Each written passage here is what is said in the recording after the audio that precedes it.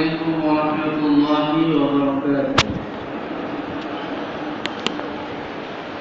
الحمد لله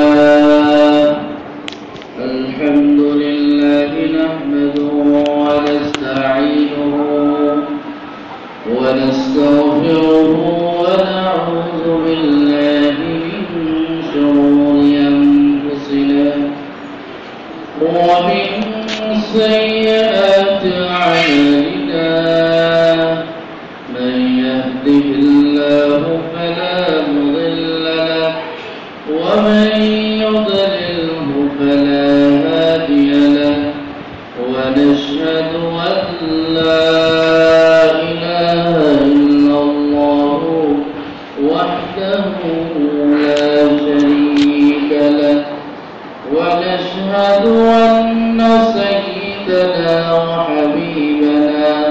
وحبيب ربنا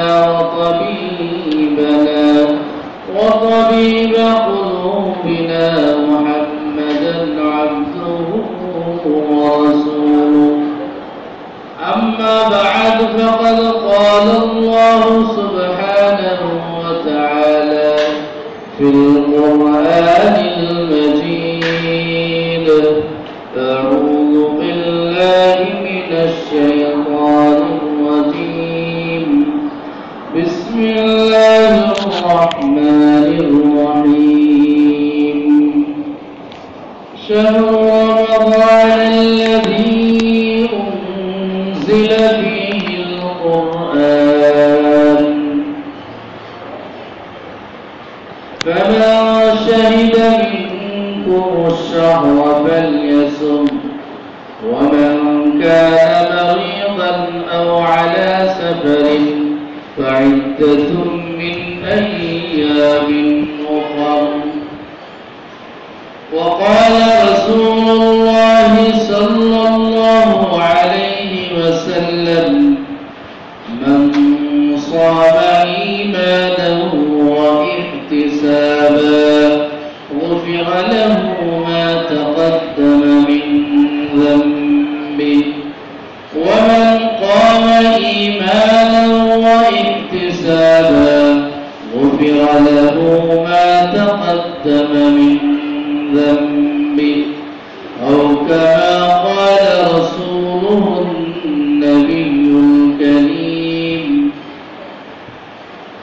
صدق الله المولانا العظيم وصدق رسوله النبي الكريم ونحن ذلك من الشاهدين والشاكرين والحمد لله رب العالمين. شكرا لرسول اللهم صل على محمد وعلى آل محمد كما صليت على إبراهيم وعلى آل إبراهيم إنك حميد مجيد. اللهم بارك على محمد وعلى آل محمد كما باركت على إبراهيم وعلى آل إبراهيم إنك حميد مجيد. উপস্থিত সম্মানিত মুসল্লিয়ান কিরাম, মুআজ্জাজ মুহতারাম মুরব্বিয়ান ইজাম, আল্লাহ পাকের অসংখ্য মেহেরবানি এবং দয়া যে আল্লাহ তাআলা আমাদেরকে এই জুমার দিনে মসজিদে সমবেত হওয়ার সুযোগ করে দিয়েছেন, এই জন্য অন্তর থেকে শুকরিয়া আদায় করি আলহামদুলিল্লাহ। আজ শাবানের 29তম দিন। শাবান মাস রমজানের আগের মাস, আজকে সেই মাসের 29তম দিন। যদি আজকে চাঁদ দেখা যায়, কালকে রমজান হতে পারে। আর চাঁদ না দেখা গেলে 30 দিন পূর্ণ হয়ে রমজান আমরা পাবো। তো রমজান আমরা কিভাবে কাটাবো, আজকের আলোচ্য বিষয় থাকবে সেটি। আল্লাহ রাব্বুল আলামিন কুরআনে হাকীমে সূরাতুল বাকারা 185 নম্বর আয়াতে যা আমি আপনাদের সামনে তিলাওয়াত করেছি।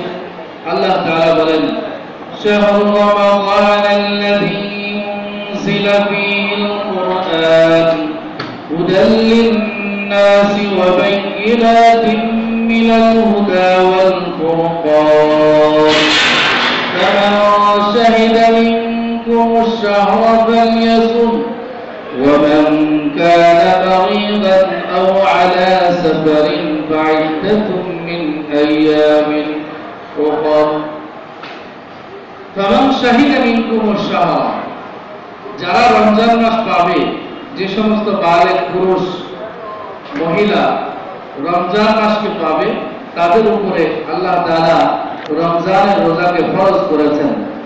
এটা একটা স্বীকৃত বিষয়। كتب عليكم الصيام كما كتب على الذين من قبلكم لعلكم تتقون সূরা আত-তাওবাতে আল্লাহ তাআলা বলেন যে তোমাদের উপর রমজানের রোজাকে ফরজ করা হয়েছে, যেমনটি পূর্বেকার উম্মতের উপরে ফরজ ছিল। রমজান মাস ফরজ। এই রমজান মাসের রোজা, সিয়াম, সাধনা, এটা আমাদের প্রত্যেক বালেগ নর-নারীর উপর আল্লাহ তাআলা ফরজ করে দিয়েছেন। এটা তো আমরা পালন করবই। আল্লাহ রাসূল সাল্লাল্লাহু আলাইহি ওয়াসাল্লাম এই রমজান মাসের তাৎপর্য আর গুরুত্ব বোঝানোর জন্য দীর্ঘ 2 মাস আগ থেকে রজব এবং শাবান, যখন রজবের চাঁদ দেখা গিয়েছে, তখন থেকে আল্লাহ রাসূল সাল্লাল্লাহু আলাইহি ওয়াসাল্লাম আমাদেরকে দোয়া শিখিয়ে দিয়েছেন। اللهم بارك لنا في رجب وشعبان وبلغنا رمضان হে আল্লাহ, আমাদেরকে রজব এবং শাবানে আপনি বরকত দান করুন এবং রমজান পর্যন্ত আমাদের হায়াতকে লম্বা করে দিন। রমজানের গুরুত্ব আর তাৎপর্য এত বেশি যে আল্লাহ রাসূল নিজে হায়াত বৃদ্ধির জন্য, রমজান প্রাপ্তির জন্য আল্লাহর কাছে দোয়া চাচ্ছেন, দোয়া করতেছেন, হায়াত বৃদ্ধির প্রার্থনা করতেছেন। মুসলমান তার হায়াত বৃদ্ধির প্রার্থনা করবে, হায়াত কমতির, মৃত্যুর আকাঙ্ক্ষা করবে না। এটাই হলো মুসলমানের ঈমানের দাবি। আমরা তো সামান্য রোগ শোকে বিভিন্ন পেরেশানিতে লিপ্ত হয়ে দোয়া করি যে আল্লাহ আমাকে নেয় না কেন, আমি মারা যাই না কেন।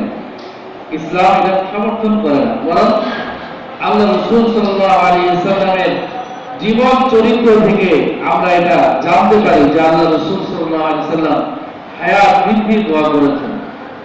মুসনাদ ইমাম আহমদ ইবনে হাম্বল রাহমাতুল্লাহি আলাইহি এই হাদিসের কিতাবে 3 নম্বর খণ্ডে 104 নম্বর হাদিস, আল্লাহ রাসূল সাল্লাল্লাহু আলাইহি ওয়াসাল্লামের দোয়া। আল্লাহ রাসূল সাল্লাল্লাহু আলাইহি ওয়াসাল্লাম সেখানে দোয়া করেছেন, আল্লাহুম্মা আহইনি ইন কানাল হায়াতু খায়রান লি ওয়া তাওয়াফানি ইযা কানাতিল ওয়াফাতু খায়রান লি। ও আল্লাহ, আমার হায়াতকে আপনি বৃদ্ধি করে দিন, যদি আমার হায়াতটা, আমার জীবিত থাকাটা আমার জন্য মঙ্গল হয়।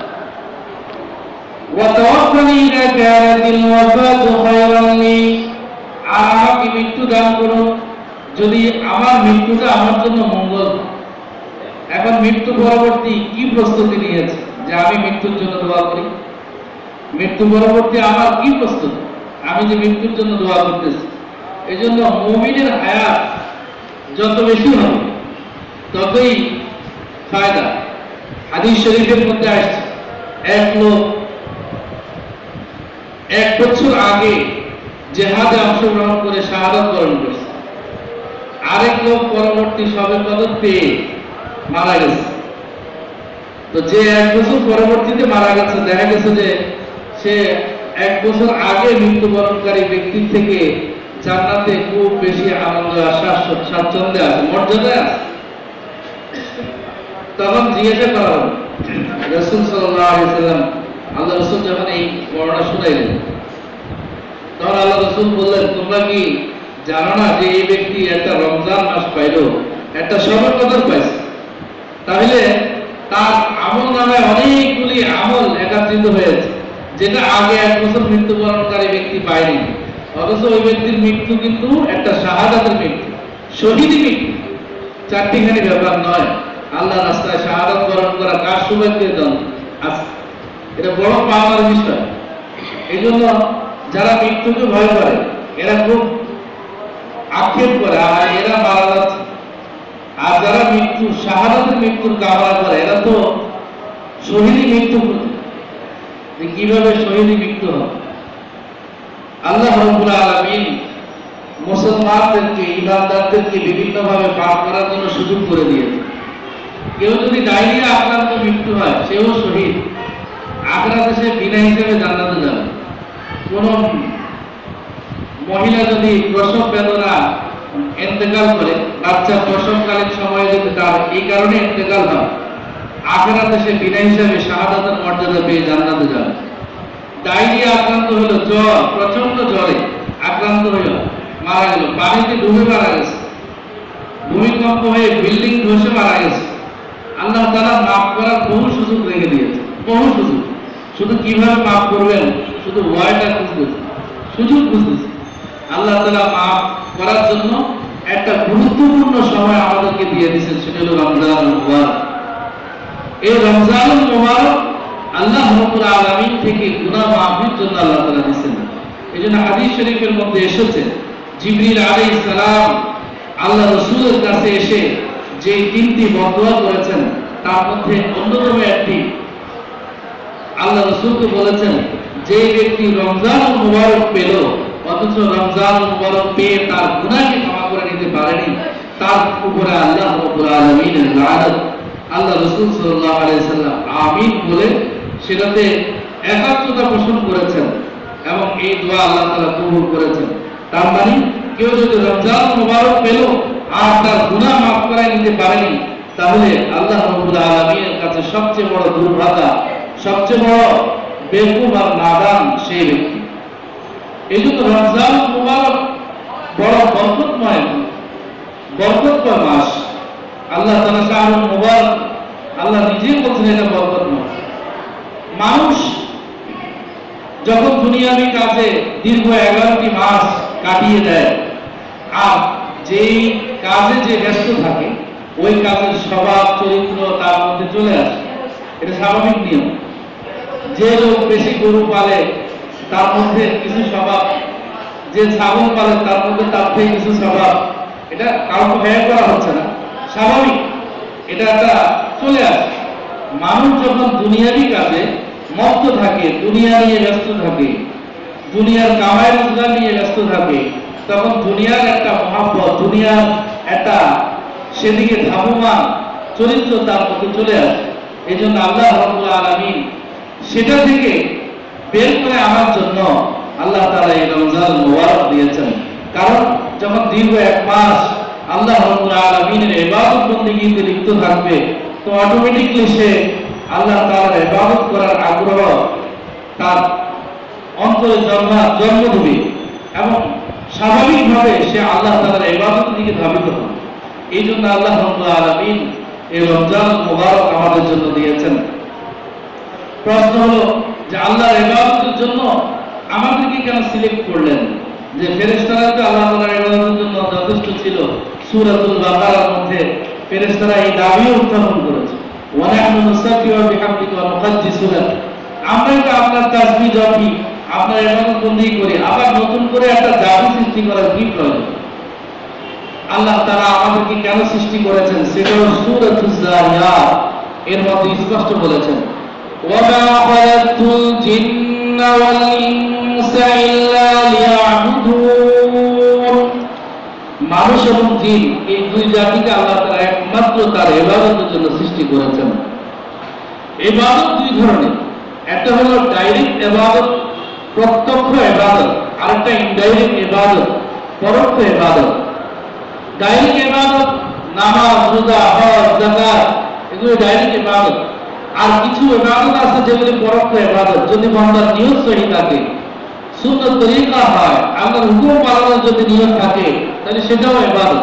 যেমন আপনার কামাই রোজগার করতেছে, এটা যদি নিয়ত সহি থাকে যে আমার পরিবারের ভরণ পোষণ আল্লাহ তাআলা আমার উপর দায়িত্ব দিয়েছেন, বিধায় সেটা পূরণার্থে আমি দায়িত্ব পালনার্থে আমি এই দীর্ঘ 8 ঘন্টা 16 ঘন্টা ব্যবসা বাণিজ্য চাকরি বাকরি করতেছি।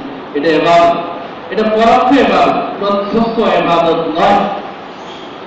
একজন মানুষ রোগী সেবা দেয়, ডাক্তার রোগী দেখে মানুষের সেবা নিয়তে, কিছু রিজেক্ট পাইলে সেটা পাবে, কিন্তু নিয়ত হলো তো মানব সেবা, তাহলে এটা একটা ইবাদত। কিন্তু এটা প্রত্যক্ষ ইবাদত নয়, এটা পরোক্ষ ইবাদত, এটা ইনডাইরেক্ট ইবাদত। নিয়ত যদি সহি থাকে তাহলে সে অবশ্যই সওয়াব পাবে। কিন্তু ডাক্তার সাহেব রোগী দেখতে দেখতে 5 ওয়াক্ত নামাজের আর খবর নেই, তাহলে এটা ইবাদত হবে না, এটা ইবাদত হবে না। আল্লাহ তাআলার হুকুম আগে পালন করতে হবে। 5 ওয়াক্ত নামাজ আদায় করার পরে মানব সেবা করলো, অবশ্যই সে সওয়াব পাবে। একজন মানুষ সেবা করলো, ব্যাংক থেকে একটা সুদ নিয়ে, যে আমি রাস্তা করে দিলাম, পোল কালভার্ট করে দিলাম, মানব সেবা নিয়ে সওয়াবের জায়গায় গুনাহ হবে, এটা পরোক্ষ এটা হবে। এই জন্য এক ডাক্তারের বউ এই বিষয়ে মাসালা জানতে চাইছে যে আমার হাজব্যান্ড সারাদিন ক্লিনিকে রোগী দেখে ব্যস্ত থাকে, তো রাত্রিতে যখন বাসায় আসে তো 5 ওয়াক্ত নামাজ একসাথে পড়ে, এটার মাসালা। সে বলে যে আমি তো মানব সেবা করি, এই জন্য আমি ব্যস্ত থাকি, নামাজ পড়ার সুযোগ পাইনি। আমি তো একটা ইবাদতের মধ্যে আছি, কিন্তু এটা ইনডাইরেক্ট ইবাদত। আগে আল্লাহর ইবাদত, আল্লাহর হুকুম, ইন্নাস সালাতা কানাত আলাল মুমিনিনা কিতাবান মাওকুতা।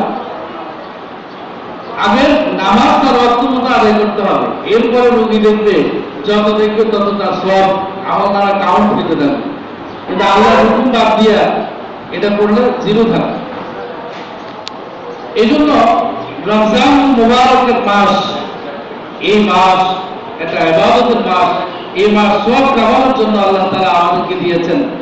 এই মাসে আমরা বেশি বেশি আল্লাহ রাব্বুল আলামিনের ইবাদত বন্দেগী করব, এটাই আল্লাহ তাআলা আমাদেরকে চাচ্ছেন। তো প্রশ্ন করছিলাম যে আল্লাহ রাব্বুল আলামিন আমাদেরকে কেন ইবাদতের জন্য সিলেক্ট করলেন? ফেরেশতারাই তো যথেষ্ট ছিল। আল্লাহ রাব্বুল আলামিন মানুষের মধ্যে এমন এক যোগ্যতা দিয়েছেন যেটা আল্লাহ তাআলা ফেরেশতাকে দেননি। সেই যোগ্যতাটা হলো মানুষ ইচ্ছা করলে আল্লাহর হুকুম পালন করতেও পারে, ইচ্ছা করলে নাও করতে পারে। এই যোগ্যতাটা ফেরেশতাদের মধ্যে নেই। তাকে যেভাবে যে অবস্থায় রাখা হয়েছে, নির্দেশ দেওয়া হয়েছে, এর উল্টোটা সে বোঝে না। কোন ফেরেশতাকে আল্লাহ তাআলা কিয়ামতের মধ্যে দাঁড়ায় করে রাখছেন, সে দাঁড়ানো অবস্থায় আছে, এই অবস্থায় তার জীবন শেষ। কাউকে মুক্ত অবস্থায় রেখেছেন, এই অবস্থায় তার জীবন শেষ, সে উল্টোটা আর বোঝে না। কিন্তু মানুষকে আল্লাহ তাআলা একমাত্র এমন এক যোগ্যতা দিয়েছেন, জিন জাতিকে এমন এক যোগ্যতা দিয়েছেন যে এরা আল্লাহর হুকুম পালন করতেও পারে, নাও করতে পারে। এটা আল্লাহ তাআলা কোরআনে হাকীমের এক আয়াতের মধ্যে স্পষ্ট বলেছেন, ইন্না আরাদনাল আমানাতা আলাস সামাওয়াতি ওয়াল আরদি ওয়াল জিবাল ফাআবাইনা আন ইয়াহমিলনাহা ওয়া আশফাকনা মিনহা ওয়া হামালাহাল ইনসান। ইন্না আরাদনাল আমানাতা আলাস সামাওয়াতি ওয়াল আরদ, যে আমি একটা আমানত পেশ করেছি, প্রথমে আসমানের উপরে, এরপরে জমিনের উপরে, এরপরে ওয়াল জিবাল, পাহাড়ের উপরে। এটা একটা অযৌক্তিক ব্যাপার। পৃথিবীর তুলনায় আসমান অনেক বৃহৎ আকারের, অনেক শক্তিশালী, অনেক বড়, বিস্তৃত। এরপরে আল্লাহ তাআলা এর থেকে বড় কিছু বোঝার দরকার ছিল, যে এরা নিতে পারে না, আরো বড় কোনো কিছু বোঝা বহন করতে পারে কিনা। আল্লাহ তাআলার কুদরত এর থেকে ছোটর দিকে আছে, ওয়াল আরদ, জমিনকে বলছে। এরপরে জমিনের তুলনায় পাহাড় আরো ছোট, ওয়াল জিবাল ফাআবাইনা আন ইয়াহমিলনাহা, কেউ এটা গ্রহণ করতে, এটা রিসিভ করতে রাজি হয়নি। ওয়া আশফাকনা মিনহা ওয়া হামালাহাল ইনসান, অস্বীকার করেছে, এবং শুধুমাত্র মুসলমান মানুষ এটা গ্রহণ করে। ওয়া হামালাহাল ইনসান, এই আমানতটা হলো এটা যে আল্লাহ প্রদত্ত হুকুম পালন করতেও পারে, নাও করতে পারে। এই যোগ্যতা একমাত্র আল্লাহ রাব্বুল আলামিন মানুষকে দিয়েছেন। জিন জাতিও আছে, যদিও এখানে স্পষ্ট বলেন নাই, তাফসীরে জায়গা আছে। এই যোগ্যতাটা আল্লাহ তাআলা ফেরেশতাকে দেননি, এই কারণে মানুষের মর্যাদা বেশি। যে আল্লাহ তাআলার এই যোগ্যতা থাকা সত্ত্বেও যে আল্লাহর হুকুম সে পালন করতেও পারে, নাও করতে পারে, সে যেহেতু আল্লাহর হুকুম পালন করে দেখিয়ে দিয়েছে, এই জন্য আল্লাহ তাআলার কাছে সে পুরস্কৃত হবে, সবচেয়ে বেশি মর্যাদাবান। মানুষ আল্লাহ রাব্বুল আলামিনের কাছে এত মর্যাদা যে একজন ফেরেশতা যত মর্যাদা অর্জন করতে পারে না, একজন মানুষ মুহূর্তের মধ্যে আল্লাহ তাআলা খুব কাছে চলে যেতে পারে। হযরতে আবু বকর রাদিয়াল্লাহু তাআলা মসজিদ নববীতে বসা, তো হযরতে জিবরিল আলাইহিস সালাম মানুষের শুরুতে এসে প্রশ্ন করছেন যে বলেন তো দেখি যে জিবরিল কোথায় আছে। উনি চোখ বন্ধ করে পুরা ঘুরলেন, দেখে যে কোথাও নেই, শুধুমাত্র উনি আর ওনার সামনে যে ব্যক্তি বসা, এছাড়া আর কেউকে দেখেন। তো বললো যে আমি তো আবু বকর, তুমিই জিবরিল, কারণ আমি পুরা আরশ মহল্লা সব ঘুরে আসছি যে কোথাও তোমাকে পাই নাই, নিশ্চয় তুমিই জিবরিল। আল্লাহ রাব্বুল আলামিনের কাছে এত মর্যাদাবান হওয়ার সুযোগ একমাত্র মানুষকে আল্লাহ তাআলা দিয়েছেন, এবং মানুষের জন্য আল্লাহ তাআলা জান্নাত তৈরি করে রেখেছেন, যেটা কোনো ফেরেশতাকে দেওয়া হবে না, শুধুমাত্র মানুষের জন্য। যারা ঈমান গ্রহণ করবে, যারা আমল সালেহ করবে, যারা এই দীর্ঘ সিয়াম সাধনা করে আল্লাহর সন্তুষ্টি অর্জন করবে, তাদের জন্যই আল্লাহ রাব্বুল আলামিন এই জান্নাত রেখেছেন, যে জান্নাতের প্রশস্ততা আসমান ও জমিনের মাঝামাঝি 500 বছরের রাস্তা। وسارعوا إلى مغفرة من ربكم وجنة عرضها السماوات والأرض وعدت للمتقين। এমন মাগফিরাতের দিকে এবং জান্নাতের দিকে তোমরা দৌড়াও, প্রতিযোগিতা করো, যে জান্নাতের প্রশস্ততা আসমান ও জমিনের মাঝামাঝি। বিজ্ঞানীরা আসমানকে অস্বীকার করে, এটা তাদের বিজ্ঞান হলো মস্তিষ্ক প্রসূত বিষয়। এলমে ওহী এটা মস্তিষ্কের উপরে, যেটা ব্রেনে কাজ করে না, সেটা হলো এলমে ওহী, সেটাই কুরআন ও হাদিস। এখন যদি কেউ বলে যে আমরা তো এখনো আবিষ্কার করতে পারি নাই, এটা তোমাদের ব্যর্থতা। এক লোক বউ বিয়ে করে এনেছে, মানে হাত ডাইরেক্ট হবে বাউল একটু বেটের, শাশুড়ি মা বউকে পাঠাইছে কলসি নিয়ে, যেটা 3 হাত লম্বা, যে এক কলসি পানি নিয়ে আসে। কলসি পানি আনতে যে গলায় নববধূর যে হাত ছিল, এটা ছেড়ে কলসির ভিতরে পড়ে গেছে। দীর্ঘ সময় বধূ আসতেছে না, শাশুড়ি আসতেছে যে ওই তুমি এতক্ষণ লাগে, পুকুর ঘাট তো কাছেই, পানি আনতে এতক্ষণ লাগে। বললো যে মা আমার গলার হার চেন ছিঁড়ে কলসিতে পড়ে গেছে। তো বললো কলসিতে পড়লে ওখান থেকে নাও। বললো যে আমি তো অনেকক্ষণ ধরে হাত ঘোরাচ্ছি, কিন্তু কলসির তো তলা নেই। আসলে কলসির তলা নাই নাকি তার হাত ছোট? বিজ্ঞান, আমাদের অনেক জেনারেল শিক্ষিত মানুষ, এরা বিজ্ঞান দিয়ে শরীয়তকে বুঝতে চায়। আরে বিজ্ঞান তো অক্ষম। আমি বলি না এটা বিজ্ঞান সায়েন্টিফিক না, শরীয়ত সায়েন্টিফিক, কিন্তু আমার আপনার জ্ঞান বুদ্ধি তো সীমিত। এটা হয়তো শরীয়ত যেটা বলেছে এ পর্যন্ত আমার আপনার জ্ঞান এখনো যায়নি, কিন্তু আল্লাহ রাসূল বলছেন, আল্লাহ বলছেন, এটা বিশ্বাস করতে হবে, এটার নাম শরীয়ত। এটাই হলো ঈমান, এটাই হলো একজন ঈমান আর গায়রে ঈমানের মধ্যে ডিফারেন্স। এই জন্য যে কোনো শরীয়তের হুকুম এটা সায়েন্টিফিক, কোনো সন্দেহ নেই, কিন্তু সে পর্যন্ত আমার আপনার ব্রেন বুঝতে হবে। আর যদি না বুঝে, তাহলে এটুকু বলে অন্তত ক্ষেত্রে দেখতে হবে যে আমার আল্লাহ বলছে, রাসূল বলছে, এটা সত্য হওয়ার মধ্যে কোনো সন্দেহ নেই। লা রাইবা ফীহি হুদাল লিল মুত্তাকিন, প্রথম আয়াতেই বলেছেন যে এটার মধ্যে কোনো সন্দেহ নেই। আর কোরআনে বলেছে যে আসমান আছে, একটা না 7টা আসমান আছে। কোরআনে যারা তেলাওয়াত করেছেন দেখেছেন। কারণ বিজ্ঞান স্বীকার করুক আর না করুক, মঙ্গল গ্রহে গেছে, আবিষ্কার করছে, কয়েকটা গ্রহ মাত্র আবিষ্কার করছে। আল্লাহ রাব্বুল আলামিন কত গ্রহ সৃষ্টি করে রেখেছেন। 15,000 কোটিরও বেশি নক্ষত্র মিলে একটা গ্রহ হয়। সেই 15,000 কোটিরও বেশি গ্রহ মিলে একটা গ্যালাক্সি হয়। আবার 15,000 কোটিরও বেশি গ্যালাক্সি মিলে একটা মহাগ্যালাক্সি হয়। এগুলি তো মাত্র নাম করতেছে বিজ্ঞান, কিন্তু এগুলি যে আল্লাহ রাব্বুল আলামিন সৃষ্টি করে রেখেছেন, ওই আল্লাহ রাব্বুল আলামিনের কুদরত কত বড়। গ্রহ, নক্ষত্র, বুধ, বৃহস্পতি, নেপচুন, গ্যালাক্সি, কত কিছু আছে, আবিষ্কার মাত্র কয়েকটা হয়েছে। এই যে আসমান, এর নিচে সূর্য, চন্দ্র, গ্রহ, নক্ষত্র, নেপচুন, গ্যালাক্সি, এগুলি সব আসমানের নিচে, প্রথম আসমানের নিচে। মাত্র চাঁদ পর্যন্ত গেছে, তাও একদম পৃথিবী থেকে নিকটতম গ্রহ যেটা, সেটা কাছে পর্যন্ত পৌঁছাইতে সক্ষম হয়েছে। তাও গেছে কিনা এটা ওরা বলে, এটা সত্যতা যাচাই করার তো সুযোগ নেই। এক রাজা প্রধানমন্ত্রীকে নির্দেশ দিছে যে আমার রাজ্যের মাঝখান কোথায় এটা ঠিক করে দিতে হবে। তো বেচারা তো ঘুম নাই, যদি ঠিক না করে দেন তাহলে এক সপ্তাহের মাথায় তাকে হত্যা করা হইল। পরে ঘুম খানা দানা সব বাদ দিয়া শুয়ে যেতেছে। তা একজনের সাথে দেখা, ভাই কি ব্যাপার এত চিন্তিত কেন? বলে যে চিন্তা হলো এই কারণে যে আর হায়াত মাত্র 3 দিন, 4 দিন চলে গেছে, হায়াত 3 দিন। তো কি হায়াত 3 দিন ব্যাপার? বলে যে টাইম দিছে 7 দিনের, 7 দিনের মধ্যে রাজ্যের মাঝখান ঠিক করতে হবে।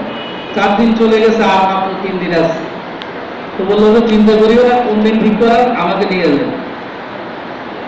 তো 7ম দিনে গভীর রাতে রাজা মহলের সামনে যায় কুড়া কাটতেছে, একটা মগর নিয়ে কুড়া কাটতেছে। এর আওয়াজ শুনে রাজার মুখ ভেঙে গেছে, কি ব্যাপার এত রাত্রে এখানে? বললো যে রাজ্যের মাঝখান ঠিক করছি, এই জন্য কুড়া কাটতেছে, সীমানা দিতেছে। কে বলছে এখানে? কে বলছে তোমাদেরকে যে এখানে রাজ্যের মাঝখান? বললো যদি আমাদের কথা বিশ্বাস না হয় তাহলে আপনি মাপি দেখেন। এমন ওদের অবস্থাটা আমরা বিশ্বাস করতে হবে, এটা বাস্তবতা কি আছে না নাই সেটা পরের কথা। রাজ্যের মাঝখানে এতটুকু অথবা গেছে এটা বিশ্বাস করতে হবে, সত্য অসত্য আল্লাহ ভালো জানে। তো রমজানুল মুবারক আল্লাহ রাব্বুল আলামিন এই গুরুত্বপূর্ণ ইবাদতের জন্য আমাদেরকে সৃষ্টি করেছেন। সময় খুব কম, রমজান আমরা কিভাবে কাটাবো আমরা মূল আলোচনার দিকে চলে যাই। রমজানুল মুবারক আমরা কাটাবো সিয়াম সাধনার মাধ্যমে। তুলুয়ে ফজর উদিত হওয়ার আগ থেকে আমরা খাবার দাবার শেষ করে ফেলবো। এখন ক্যালেন্ডার চলে আসছে, হাতে ঘড়িতে মোবাইল সব জায়গায় আছে। এরপরে সূর্য অস্ত যাওয়া পর্যন্ত সিয়াম সাধনা করা। সিয়াম সাধনার 2 অর্থ, খাবার দাবার এবং জৈবিক চাহিদা থেকে বিরত থাকা। এটাকেই বলে শরীয়তের ভাষায় সিয়াম সাধনা। এটা থেকে বিরত থাকা, এটা তো আমরা করি। আল্লাহ রাব্বুল আলামিন আমাদের সকলকে তৌফিক দান করুন। এটা একটা ফরজ ইবাদত। 2 নম্বর, রমজানুল মুবারকে যেটা আমাদের করণীয় সেটা হলো কিয়ামুল লাইল, রাত্রিতে দাঁড়িয়ে আমরা তারাবির নামাজ পড়ব। তারাবি এটা কোরআন হাদিসের শব্দ নয়, এটা উলামায়ে কেরাম বা পূর্ববর্তী উলামাদের শব্দ। কোরআনে আছে তাহাজ্জুদের কথা, হাদিসে আছে কিয়ামুল লাইলের কথা। তারাবি এটা শব্দ প্লুরাল, এর এক মুসলমান হলো তারবিয়াত, সিঙ্গুলার হলো তারবিয়া। তাসলিমা মানে একবার সালাম দাও, একবার বিশ্রাম নেওয়াকে তারবিয়া বলে। একাধিক বিশ্রাম নেওয়াকে বলে তারাবিহ। এটা একটা প্লুরাল শব্দ। আরবিতে প্লুরাল কমসে কম 3কে বোঝায়, এর নিচে বোঝানোর কোনো সুযোগ নেই। এজন্য তারাবি শব্দের মধ্যে আছে 3বার বিশ্রাম নেওয়া। সাহাবায়ে কেরাম 4 রাকাত তারাবি পড়ার পরে বিশ্রাম নিতেন। এইভাবে 4 4 3 4 12 হয়, 8 এর কোনো সুযোগ নেই। কেউ যদি বলেন যে হাদিসে পাক বুখারীতে আছে যে 8 রাকাতের কথা, এটা তাহাজ্জুদের, কিতাবুত তাহাজ্জুদ হেডিংটা দেখে নিন। আর যদি বলেন যে তাহাজ্জুদ নামাজ রমজান আসলে তারাবি হয়ে যায়, রমজান ছাড়া এটা তার তাহাজ্জুদ হয়, তাইলে কথা হবে এরকম, মাগরিবের নামাজ এটা 3 রাকাত, এশার সময় হলে এটা এশার 4 রাকাত হয়ে যায়। এটা যেরকম অযৌক্তিক কথা, তাহাজ্জুদের নামাজ রমজান আসলে এটা তারাবি হয়ে যায়, এটাও অযৌক্তিক কথা। কারণ আল্লাহ রাসূল আয়েশাকে জিজ্ঞাসা করা হয়েছে আল্লাহ রাসূলের রাত্রির নামাজ কি ছিল। আল্লাহ রাসূল নামাজের ব্যাপারে আয়েশা রাদিয়াল্লাহু তাআলা বলতে যেয়ে বলেছেন ফি রমাদান ওয়া ফি গায়রিহি, রমজান এবং রমজানের বাহিরে। তার মানে এটা তাহাজ্জুদ স্পষ্ট, কারণ রমজানের বাহিরে কেউ তারাবি পড়েন কি? আপনারা পড়েন নাকি তারাবি? রমজানই শুধু তারাবি। এই জন্য তারাবির নামাজ এই হাদিস দিয়ে যারা 8 রাকাত বলে, এটা হাদিস দিয়ে বলে। অথচ ইমাম বুখারী হেডিংয়ে দিয়েছেন কিতাবুত তাহাজ্জুদ, তাহাজ্জুদের অধ্যায়। যদি কারো বেশি সুবিধা হয়, ইসলামিক ফাউন্ডেশন থেকে এটা অনুবাদ করা আছে বুখারী শরীফে, দেখেন। অথবা আমার কাছে নিয়ে আসেন, দেখাই দেবো। আমাদের কাছে তো আছে বুখারী শরীফ। সেই বুখারী শরীফের মধ্যে আছে আল্লাহ রাসূলের সাহাবী হযরত ওমর ইবনে খাত্তাব রাদিয়াল্লাহু তাআলা আনহু 20 রাকাত তারাবি পড়েছেন। তার আমলে সমস্ত সাহাবায়ে কেরাম এই বিষয়ে একমত হয়েছেন যে 20 রাকাত তারাবি এক ইমামের পিছনে পড়া হবে। এটাও বুখারীর হাদিস। এইজন্য 8 রাকাত পড়ার কোনো সুযোগ নেই। এটা পড়লে আর কি, অনেক লোক তো পড়ে না। এটা থেকে তো ভালো, এ পড়ুক, 8 টাকা দিলেও তো পড়লো। এই জন্য আমরা নিন্দা করি না, অন্তত 8 টাকা দিলেও পড়ুক, আর না পড়া থেকে তো পড়া ভালো। কিন্তু তারাবি এটা বিশ্বাস। আল্লাহ রাসূল বলেছেন, আলাইকুম বিসুন্নতি ওয়া সুন্নাতুল খুলাফায়ে রাশিদিন আল মাহদিয়িন, তোমাদের উপরে আবশ্যকীয় আমার আদর্শকে অনুসরণ করা এবং আমার খুলাফায়ে রাশিদিনদের আদর্শকে অনুসরণ করা। খলিফায়ে রাশিদ, দ্বিতীয় খলিফা হযরত ওমর ইবনে খাত্তাব, এবং তিনি ঠিক করে গেছেন, বুখারী হাদিসে আছে, হযরত উমাইয়া ইবনে কাবের পিছনে মসজিদে নববীতে 20 রাকাত তারাবি এক ইমামের পিছনে তখন থেকে চলে আসছে। মক্কা মদিনা এই পর্যন্ত 1200-1400 বছর পর্যন্ত চলে আসছে। সুতরাং এটা আমলের মাস, এই মাসে বেশি আমল করার জন্য বলতে হবে, বেশি আমল করতে হবে। এই জন্য আমরা রাত্রিতে তারাবির নামাজ পড়বো ইনশাআল্লাহ। এরপরে আমাদের করণীয় হলো রমজান মুবারকে কোরআন তিলাওয়াতের মাস। এই মাসে কোরআন নাযিল হয়েছে, কোরআন আমরা বেশি বেশি তেলাওয়াত করব, যদি সম্ভব হয় তরজমা সহ পড়ি। যদি 2 পৃষ্ঠা পড়ি তো 1 পৃষ্ঠা পড়ি, কিন্তু তরজমা সহ পড়ি, তাহলে আল্লাহ তাআলা কি আবেদন নিবেদন সেটা আমরা বোঝার আস্তে আস্তে যোগ্যতা হবে। আল্লাহ তাআলা আমাদের সকলকে তৌফিক দান করুন। এই জন্য কোরআনের তরজমা তাফসীর যদি সম্ভব হয় আমরা পড়ব। তাফসীরে মারিফুল কোরআন আছে, আর ইসলামিক ফাউন্ডেশন থেকে যে কোরআনের তরজমা বের করা হয়েছে খুবই ভালো এবং খুবই সুন্দর, আমি দেখেছি। এটা আপনারা পড়তে পারেন শুধু তরজমার জন্য। অথবা মাকতাবুল আসলাম থেকে তাওজিহুল কোরআন 3 খণ্ডে মাত্র 1200 টাকা, এটা আপনারা পড়তে পারেন। শাইখুল ইসলাম হযরত মাওলানা মুফতি তকি উসমানী সাহেব লিখেছেন। এটা আপনারা এই তিলাওয়াতের ফাঁকে ফাঁকে একটু তরজমার দিকেও নজর দিলেন, তাহলে আল্লাহ তাআলার আবেদন নিবেদনগুলো বোঝার যোগ্যতা আমাদের মধ্যে আস্তে আস্তে চলে আসবে। অথবা প্রতিদিন যে তারাবিতে যে তেলাওয়াত হবে, এই তেলাওয়াতগুলি আমরা নিজেরা তরজমা দেখে আসি, এরপরে তারাবিতে যখন শুনবো খুব ভালো লাগবে এবং মন নিবিষ্ট হবে, এদিকে মনোযোগ বাড়বে যে তারাবিতে যে হাফেজ সাহেব করতেছেন কি আল্লাহ তাআলা বলছেন, আমার খেয়াল সেদিকে যাবে। এজন্য প্রতিদিনের তরজমাটা আমরা দেখে আসতে পারি। এরপরে আরেকটি কাজ রমজানুল মুবারকে, সেটা হলো আল্লাহ রাসূল সাল্লাল্লাহু আলাইহি ওয়াসাল্লাম বেশি বেশি তাসবিহ, তাহলিল, সুবহানাল্লাহ, আলহামদুলিল্লাহ, লা ইলাহা ইল্লাল্লাহ এগুলি জিকির করা, লা হাওলা ওয়ালা কুওয়াতা ইল্লা বিল্লাহিল আলিয়্যিল আযীম, এই সমস্ত হাদিসে বর্ণিত দোয়াগুলি বেশি বেশি পড়া। প্রয়োজনে আমরা অফিসে যাচ্ছি, গাড়িতে বসে আছি, তাসবিহ সাথে রাখি। তাসবিহ এটা মুযাক্কিরা, আমাদেরকে স্মরণ করে দিই। তাসবিহ পকেটে রাখলে, হাতে রাখলে সুবিধা। আপনি অলস বসে আছেন, বসে বসে হয়তো ফেসবুক দেখবেন, মোবাইল দেখবেন, এতে সময় নষ্ট হবে। বসে বসে যদি তাসবিহ টিপেন, আল্লাহ তাআলা জিকির করলেন, এটা আপনার আমল নামার মধ্যে কাউন্ট হবে। আরেকটা গুরুত্বপূর্ণ ইবাদত যেটা আমরা রমজান মুবারক করতে পারি, সেটা হলো নফল সাদকা, বেশি বেশি নফল সাদকা। যাকাত তো এটা কম্পালসারি, এটা দিতেই হবে। বেশিরভাগ পয়সাওয়ালা যাকাত হিসাব করে দেয় না, লামসাম কিছু দিয়ে দেয়। আছে কিছু আল্লাহর বান্দা যারা হিসাব করে দেয়। একটা যাকাত ফেয়ার করছে এক ভদ্রলোক, ওখানে গত বছর 500 কোটি টাকা যাকাতের ওখানে জমা হয়েছে। কি করে কি জানে আল্লাহ জানে। ইসলামিক ফাউন্ডেশনের যাকাত ফাউন্ডেশন বোর্ড আছে, ওখানেও অনেকে দেয়। যারা শরিয়া কাউন্সিলে সেখানে ছিলেন, আমি তাদের একজন থেকে সরাসরি শুনছি যে আরো 20 বছর আগের কথা, তখন 30 লক্ষ টাকা ইসলামিক ফাউন্ডেশনের যাকাত ফান্ডে আসে। ওনারা বলছেন শরিয়া কাউন্সিলে যারা ছিলেন যে একটা টাকা যাকাত যেখানে ব্যয় হওয়ার সেখানে ব্যয় করছে, এটা আমরা সিগনেচার করে আসতে পারিনি, মানে বৈধ পথে ব্যয় হয়নি, সঠিক পথে ব্যয় হয়নি। এখন তো আরো বড় ক্ষেত্র দেখা দিচ্ছে, টিভি চ্যানেলকে যাকাত দেয়। আচ্ছা বলেন তো, টিভি চ্যানেলকে দিলে যাকাত হবে, আদা হবে? টিভি চ্যানেল যাকাত দেওয়ার নয়, এর কোরআনে স্পষ্ট আছে কাদেরকে যাকাত দিতে পারবেন। মসজিদে যাকাত দিতে পারবেন, টিভি চ্যানেল তো থাকবে বহুত দূরের কথা। মসজিদে যাকাতের টাকা দেওয়া যাবে না, এটা কত বড় মর্যাদার বিষয়, কত বড় সম্মানিত জায়গা। সেখানে টিভি চ্যানেলের জন্য যাকাত অনেক ভদ্রলোককে দিবেন, দিয়ে দিবেন। কতজন আছে, কত পাগল আছে, দিয়ে দিবেন। টিভি চ্যানেলকে যাকাত দেন, এটাকে এস্টাবলিশ করেন, একদম বেহুদা। যাকাত তো আদায় হবে না, গুনাহ হবে। কারণ যাকাত ঠিকমতো আদায় না করা গুনাহের কাজ। এই জন্য যাকাত ঠিকমতো দিতে হবে। আমরা যে মাদ্রাসায় নিই, মাদ্রাসা ফান্ডে খরচ করা হয়, এটা লিল্লাহ ফান্ডে গরীব এতিম ছাত্রদের পিছনে খরচ করা হয়। এটা ভাবেন না যে মাদ্রাসায় তো দেওয়া যায় না। মাদ্রাসা কনস্ট্রাকশনের কাজে অন্য কাজে এটা ব্যবহার করা হয় না, শুধুমাত্র গরিব এতিমদের পিছনে যারা যাকাতের হকদার।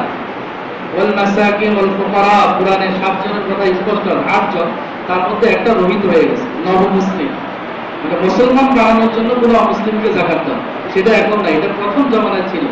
আর 7 জনকে দেওয়া যায়, এটা বিস্তারিত ইনশাআল্লাহ পরবর্তী জুমা আলোচনা হবে।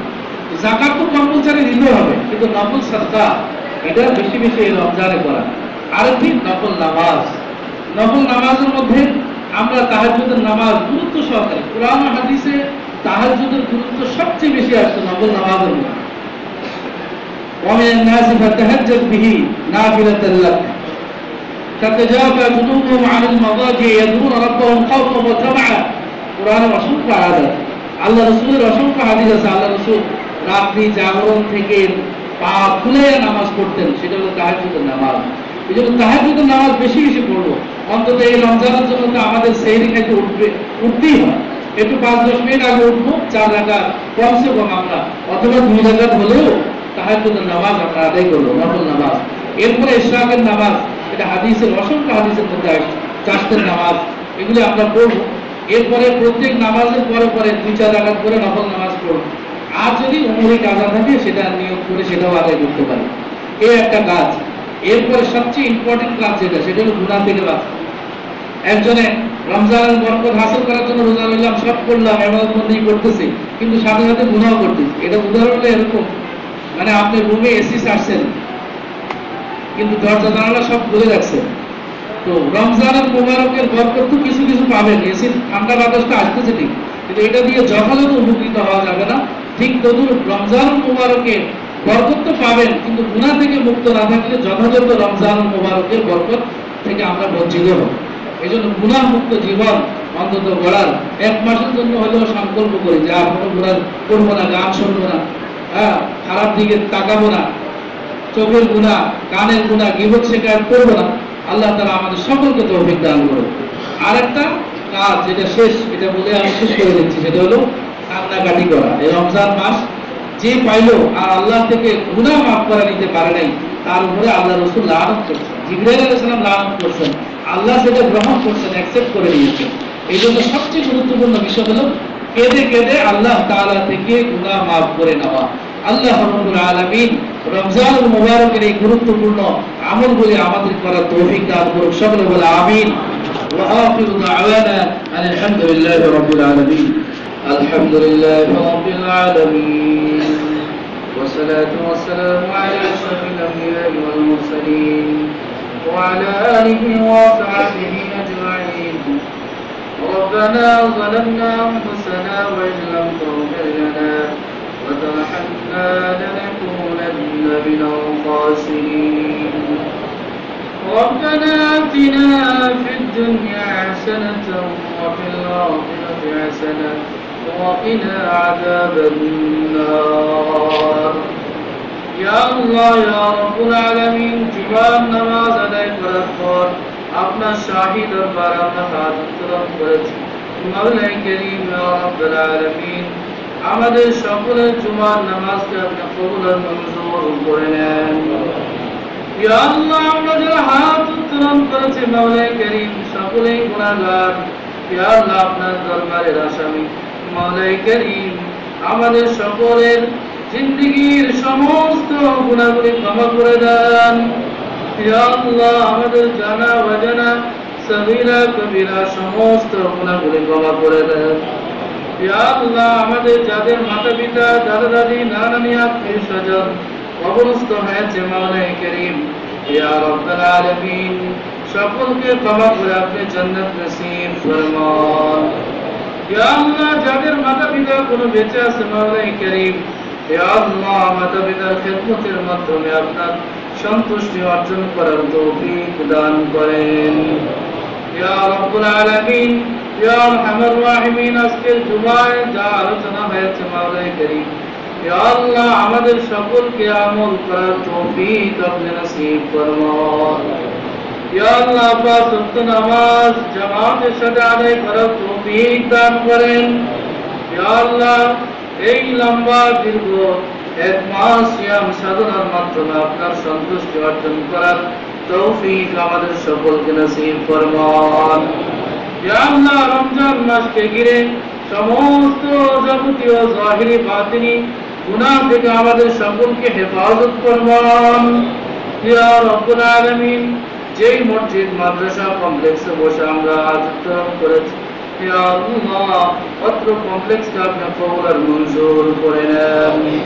ইয়া আল্লাহ, নির্মাণ কাজ চলছে মাওলানা করিম, ইয়া আল্লাহ, আপনার গায়বী খাজানা থেকে ব্যবস্থা করে দেন।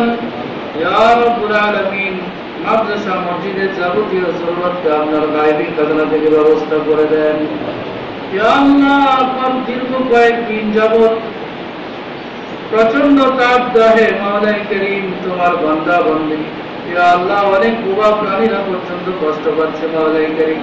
ইয়া আল্লাহ, আমাদের গুনাহের কারণে, ইয়া আল্লাহ, আপনি আমাদের গুনাহগুলিকে ক্ষমা করে আমাদেরকে মুক্তি দান করুন। ইয়া আল্লাহ, এই প্রচন্ড গরম থেকে আমাদের সকলকে হেফাজত ফরমান। ইয়া রব্বুল আলামিন, যে সমস্ত মুসল্লিরা আপনার দরবারে হাত উত্তোলন করেছে, ইয়া আল্লাহ, সকল মুসল্লিদের নেক উদ্দেশ্য পুরা করে দেন। ইয়া আল্লাহ, দিলের সকল নেক মাকসাদ পুরা করে দেন। ইয়া আল্লাহ, অনেক ভাই তাদের আত্মীয় স্বজনের জন্য দোয়া চেয়েছে মাওলানা করিম।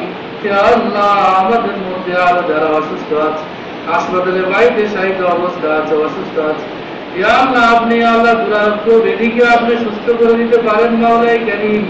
ইয়া রব্বুল আলামিন, কোরআনের খতম করা হয়েছে, ইয়া আল্লাহ, এর বদৌলতে, এর বরকতে সমস্ত রোগ ব্যাধি থেকে আমাদেরকে হেফাজত ফরমান। ইয়া আল্লাহ, ইয়া রব্বুল আলামিন, ইয়া আরহামুর রাহিমিন, যারা অসুস্থ আছে সকলকে সেবায়ে কামিলা আজলা দায়মা নসিব ফরমান। যারা দোয়া চেয়েছে বিশেষ করে তাদেরকে আল্লাহ আপনি দ্রুত, ইয়া আল্লাহ, আরোগ্য নসিব ফরমান। ইয়া রব্বুল আলামিন, অত্র কমপ্লেক্সের প্রতিষ্ঠাতা জনাব আলহাজ আব্দুল আউয়াল খান সাহেব তার সহযোগীকে নিয়ে মসজিদের কোণে শায়িত আছেন, আর অনেক মুসল্লিয়ান অত্র মসজিদের, ইয়া আল্লাহ, আখিরাতের পথে যাত্রী হয়ে গিয়েছে। মাওলানা করিম, সকলকে ক্ষমা করে আপনি জান্নাত নসিব ফরমান। وصلى الله تعالى على خير خلقه محمد وعلى آله وأصحابه أجمعين. آمين آمين برحمتك يا أرحم الراحمين.